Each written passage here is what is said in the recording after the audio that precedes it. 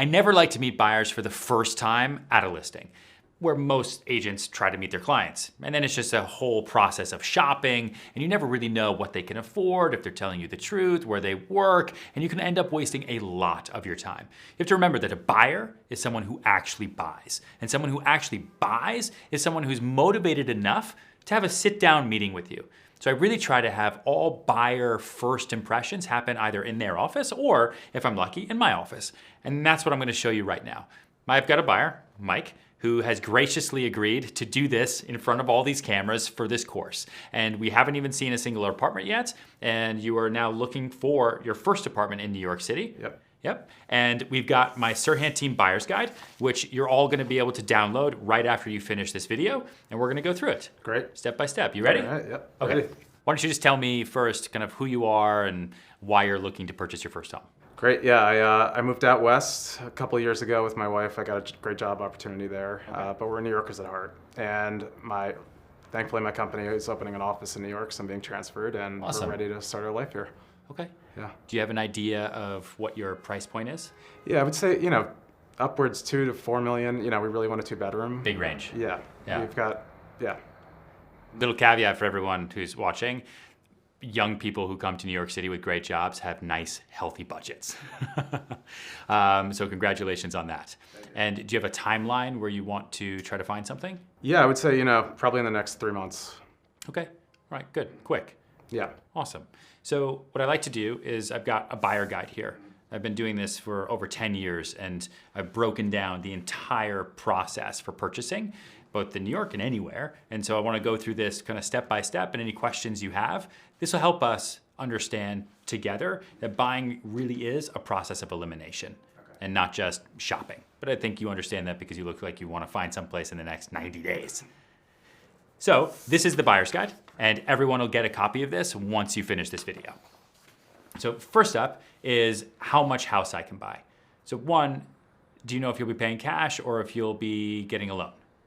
So I definitely want to get a loan. I think I want to take advantage of the interest rates at this point. Okay, got it. Have you been pre-approved for a loan yet? No. Okay, so after this meeting, I'll introduce you to some of our best mortgage bankers. And it's important that you always have great preferred partners. Here we work with Chase, Wells Fargo, First Republic, HSBC, wherever you're based, make sure that you have great loan officer relationships because they're really, really important to getting a deal done, especially if somebody wants a loan. And so once you talk to that mortgage banker, they'll really help you figure out how much you can afford to put down. Because in order to go to contract, you'll have to put down at least 10%, and mostly you'll want to put down at least 20%, if not 25%. Okay. Does that make sense? Yep. Any questions about that process? Yeah, I guess the difference, buying a condo versus a co-op, does that change? Sure. In New York City, we are pretty unique in the fact that we have condos and co-ops and houses. For the most part, you'll have to put down 10% at contract signing. And then if you're buying into a building that has kind of down payment rules, you might have to put down more. But for your budget and for the fact that you want to have this be a nice investment and you may need to rent it later if your job transfers you elsewhere, we want to stick with condos, which are just fee simple real estate. Okay. All right? Yep. So you'll talk to your banker and then you'll come back to me from there. But as of right now, your budget is $2 to $4 million, which is nice and healthy. Number two is you'll want an attorney to help you with the process. In New York, a real estate attorney is going to be the person who does the entire contract process for you. As the real estate agent, I'm going to help you find the property and negotiate the best deal, make sure everything is great, and then I'm going to stay on top of the attorney to make sure that the contract is perfect, negotiated in your best interest, because my fiduciary responsibility is to you as my client, and then I'm going to make sure that they're going to able to get you to closing. Elsewhere, if you were buying anywhere else, I don't know if you ever bought on the West Coast, sometimes you don't need real estate attorneys, or people just use family attorneys, but it's always good to have a real estate attorney, even if you don't think you need one, to help you through the process so that you have at least like your own personal board member in the wings waiting. Okay. Do you have a real estate attorney in New York City that you like? Yeah, my uncle, he's an attorney in Long Island. Okay. So I was going to go with him, but if you think I should have someone more specific to New York City. Yep. I think whether you're buying in New York City or you're buying in New Zealand, you want to have an attorney who is based in the location that you're buying, who's probably done real estate transactions in that specific location. Just because, listen, your uncle sounds like a great guy. You're probably going to run some questions off of him because he's going to be, completely in your best interest. But the attorney who's here is going to know all the intricacies of how to purchase property in this specific location, and it's very, very, very different. New York City is very different compared to Long Island, compared to California, compared to China. Okay. All right, so I'll also make introductions to you to real estate attorneys. So you should also, on top of preferred lenders, you should have preferred attorneys that you are able to send immediate referrals to out of the gate the minute your buyer walks out of your office. Next, step 3 is finding an apartment. So we're not going to do that today, but I just want to talk to you about kind of where you want to live, neighborhoods maybe you're familiar with, and the size range of home. So have you thought about it at all? Yeah, we're downtown people. I think definitely south of 14th, Soho, West Village. Sure. Yeah, so I think that's where we're focused. And have you thought about size of apartment at all? You said maybe a 2-bedroom. Yeah, I would say at least a 2-bedroom. We like lofts, we like tall ceilings, we like light, so that's going to be really important. And if you had to make a choice, would you prefer more apartment, or would you prefer more apartments with no amenities, so no doorman, no gym, none of that, or less apartments, but you want all the bells and whistles? I would say more apartment. Okay. Amenities aren't a big thing for us. We barely use the gym in my building in Seattle, so. Got it. And what about pets? Do you have pets? Yes, a pug. Okay. He's only 10 pounds though, Got so it. he's So like I want to a make cat. sure. So we just want to make sure that we're going into a building that allows dogs as Yes. well, because New York, again, is very, very specific that way. Okay, so downtown is probably the most expensive place in the world to purchase real estate. You've got around Central Park, anything on the water, and then downtown is very expensive. Luckily, you have a nice, healthy budget, and we could probably honestly find larger apartments, maybe 3 bedrooms, up to the $4 million number. But it sounds like you might be more comfortable closer, kind of like the 2 to 3 range. Yeah, I think that sounds about right. Okay, so there's definitely inventory for you. And if there weren't, I would honestly tell you, and then we would try to temper expectations. But for what you're looking for, there's definitely things that we can see. And after today's meeting, I'm going to put together a nice property portfolio for you that you can peruse when you get home, laying in bed, going through them, all the pretty pictures. Great. All right? Sounds great. Have you seen anything online already that you like? Yeah, I love Street Easy. I'm always stalking it. Sure. We've been to a few open houses, just kind of checking the market. So, there's a property at 620 Broadway, a penthouse that I think might be a little above my budget, but Okay. got a lot of outdoor space, so that's kind of nice. I like it. First property in New York, you're already looking at Soho penthouses. You're on top of it. Now, listen, fortunately, Mike can afford what he's talking about, but oftentimes we meet buyers who can't afford what they like. And buyers see lots of things on the internet. They send you lots of links and they say, oh, what about that? I heard that's negotiable. So typically you want to temper those expectations and talk about the purchase process, not as a shopping process, not as a fun process you're walking around in. This is an investment process, and it is a process of elimination. So I'll definitely put 620 Broadway on the list so I can send it to you as well, even though you've seen it, so that it's also mixed in with other things that I think are also good options. And some of the things I'm going to send you to are possibly not what you're looking for, but I think they're good options for you to see to be able to compare. Sound good? That sounds great. All right. Next process is step 4, which is what do I want to pay for? So one of the things that we should think about as well, and there's not a whole lot to go on here, but what is the most important part of this home for you? You said it was loft style, large ceilings. Do you need views? Do you need a fireplace? Do you need something close to the water because you have a pug who needs to go for walks? It's good for me to know exactly what you need. That way, if I can find everything, great, but I'm probably not gonna find an apartment that has literally everything you need. It'll have most of what you want. Right. Yeah, I think an apartment that you feel like you live in New York City, so I think views, I think that would be the biggest plus. Views. Yeah. But you don't need a wood-burning fireplace. My wife might say differently, but Okay. Hardwood floors, any type of appliances, hardwood anything floors. like that? Yeah, I love to cook, so Okay. open kitchen, Okay. top of the line appliances. That'd be great. Any type of toilet. Yeah. Okay, I have a lot of buyers these days who need those smart toilets. Yeah, they're really into that. Now, if I find you something that hits all those boxes, so big ceilings, loft, in the right location, open views, within the budget, but it needs some work, are you open to doing a renovation, or do you need to be in the next 90 days? we're open to renovation. We can always rent if that's the case. Okay. But yeah, I think from an investment standpoint, that could be good as well. Okay. Putting a little work into something.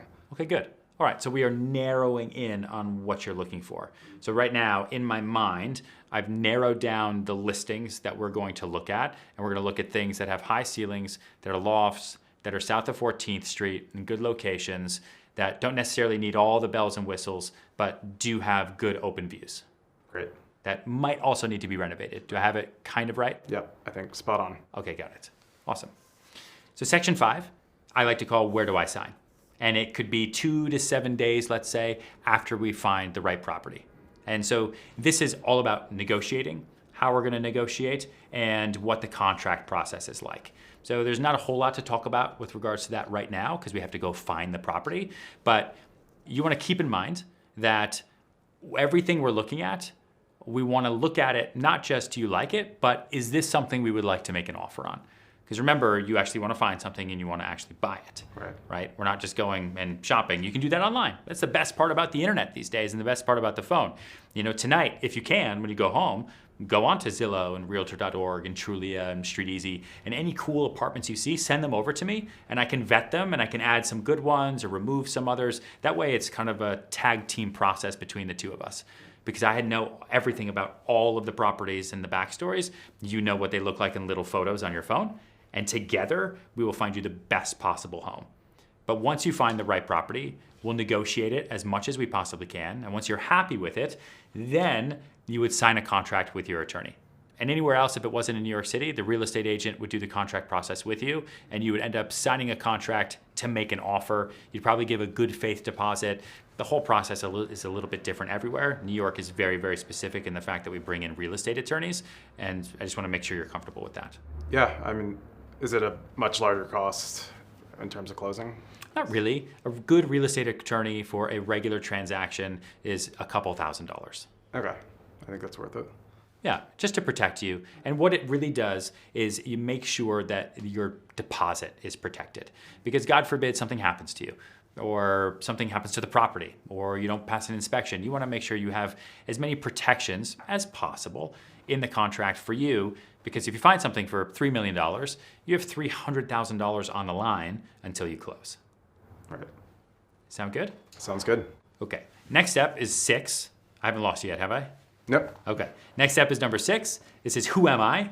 Because in New York City specifically, you have board packages. So this is, if you're buying in a condo, which you probably will, or in a co-op, you have to do a board package, which is a big application, which walks through literally who you are from birth. They're gonna look at your tax returns, your financials. If you're getting a loan, which you are, they're gonna wanna see the commitment letter and the pre-approval letter. They're gonna want a bio. They're gonna want personal letters of reference and professional letters of reference. They're gonna wanna meet the dog if it's a co-op. So it's a whole process that we'll walk through. All right. Any questions about that? Sounds pretty invasive. It's just like Is it getting the a same loan. with a condo and a co-op? The co-op is gonna want an interview, and the co-op in New York City has the right to not allow you to purchase it. Okay. Which is why we're going to focus on condos. Great. Right? So in a condo, the condo board only has a right of first refusal, which means if they don't like you, the condo board has to buy the apartment from the seller who's selling it to you, and that has never happened. All right? Sounds good. Almost at the end. So you're doing that board package. We found the right space. You're really excited. That's when you go back to the loan officer, who I'm going to introduce to you right after this meeting, and you get your loan. So that's where all of the heavy paperwork comes in. They're going to look at your tax returns. They're going to want your pay stubs. They're going to want everything that you can possibly provide to be able to get you the best loan at the best rate possible. Great. Sound good? Yeah, and that process takes about... And that process can take anywhere from, let's say, 2 to 4 weeks. Okay. Now, outside of New York City, that process can happen really, really quickly. In New York City, you want to plan on probably closing in 30 to 60 days. Give or take. So we gotta get out there. So we got to get out there, which is why I'm going to send you properties right after this meeting. Great. After that, if there was a board package approval process, then that is step 8, which is getting the approval and being able to move in. And then after that is scheduling the closing. That's lucky step number 9. So then after you get approved by the board, you schedule the closing with the bank. We'll do a walkthrough If we need to do another inspection, we'll do an inspection. If there's anything wrong with the apartment, we want to make sure that everything is in good working order and that the seller left it nice and clean. If it's new construction, we want to make sure everything works and you have all the warranties and guarantees. And then you schedule your moving company to come through. And then there's step 10, which is not on here because step 10 is you've closed, you've moved in, and you invite me to your housewarming party. Great. Does that sound good? Sounds great. I'm excited. Cool. So that's the guide. I'm gonna give this to you so that you have the entire step process so you can look over it or ask me any questions throughout. But basically what the next steps are is when you leave, I'm gonna introduce you by email to different loan officers. I'll introduce you to 3 so you can see who you're most comfortable with and who's gonna give you the most competitive rate. I'm gonna introduce you to 3 real estate attorneys so you can talk to them to also see who you're most comfortable with and who's gonna give you the most competitive rate. You're also gonna see if there's any properties that you've seen online, like the one you mentioned at 620 Broadway or anything else, send them over to me so I can vet them for you because we're in this together. And then I'm gonna put a nice big property portfolio together for you and send it to you as soon as possible so you can start looking through it so that online, and while you're at work, we can narrow down the selection so we don't waste any time, so we can start going out and seeing properties and start writing offers to get you into your new apartment in Lower Manhattan as soon as possible. Awesome. Sound good? Sounds great. Awesome. All right. Thank you Thank you, very much. Ryan. Yeah, man. Thank you. Excited. So what I just did is I qualified a buyer. I didn't have to do it on the street. I didn't do it in the car. I didn't do it in someone else's home. I did it in the comfort of my own office with a buyer's guide in front of me, so I didn't miss anything, including, do you have dogs? In which case he does. He has a 10-pound pug. That way, again, I know that he's a real buyer because he took the time to come into the office. I know he's a real buyer because he's gonna talk to loan officers and talk to real estate attorneys, and he's gonna work on the process with me. He's not gonna go out and try to use other brokers or do anything else because he sees how professional I am. I wore a nice suit. It's not an expensive suit. I sat down with him, I showed him that I work for him, and we've completely qualified both what I do and what he does to make this a nice, happy relationship going forward. And yes, I will be there at his housewarming.